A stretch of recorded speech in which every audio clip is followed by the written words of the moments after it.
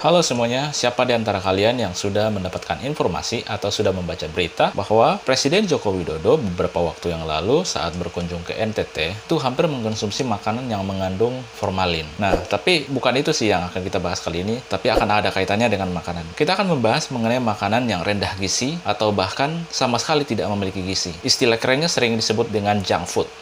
Konon katanya sih itu dalam tanda kutip makanan sampah. Tapi sebelum memulai, saya mau disclaimer dulu ya, bahwa konten ini hanya sebatas untuk edukasi saja. Yuk, kita mulai.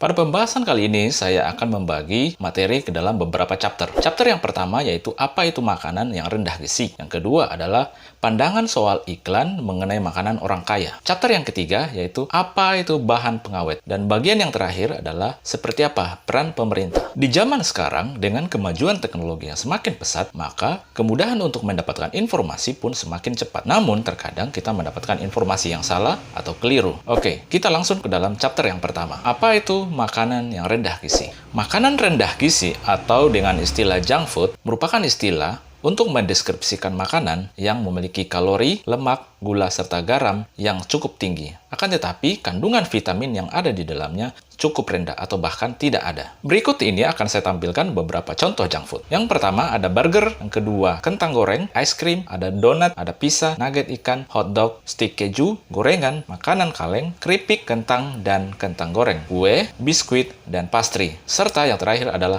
mie instan. Nah, itulah teman-teman tadi mengenai junk food. Selanjutnya kita akan membahas chapter yang kedua, yaitu pandangan soal iklan mengenai makanan orang kaya. Makanan orang kaya sering dipersepsikan sebagai hal yang sehat. Tapi apa betul hanya orang-orang kaya yang bisa menikmati makanan sehat? Apakah makanan yang ada di warteg? Apakah kangkung? Apakah bayam bukan makanan yang sehat? Apakah tempe bukan makanan sehat hanya untuk orang-orang yang tidak mampu? Oke, kita bedah.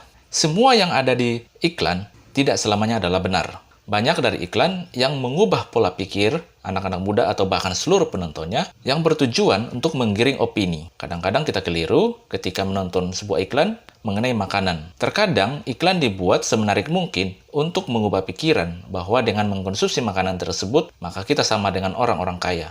Oleh karena itu, sangatlah penting untuk memiliki literasi mengenai makanan yang sehat dan bagaimana memahami tentang iklan-iklan makanan yang muncul berseliweran di sosial media dan TV. Selanjutnya kita akan membahas chapter yang ketiga, yaitu apa itu bahan pengawet.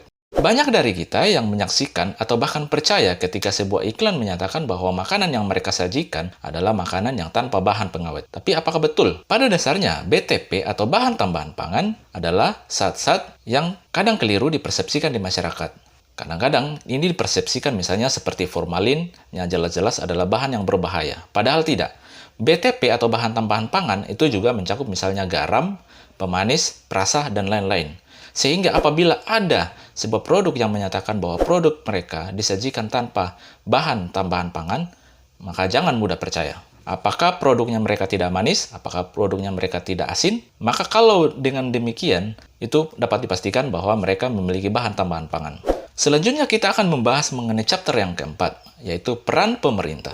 Pemerintah adalah pihak yang bertanggung jawab untuk mengedukasi masyarakat mengenai apa itu bahan-bahan tambahan pangan dan lain-lain. Sehingga masyarakat lebih mudah memahami ketika mendapat sebuah informasi bahwa makanan yang mereka konsumsi apakah memiliki bahan tambahan pangan atau tidak. Demikian pembahasan kita kali ini. Semoga ini bermanfaat ya teman-teman semua. Terima kasih, sampai jumpa di pembahasan berikutnya. Jika Anda menyukai konten-konten seperti ini, jangan lupa klik like dan subscribe.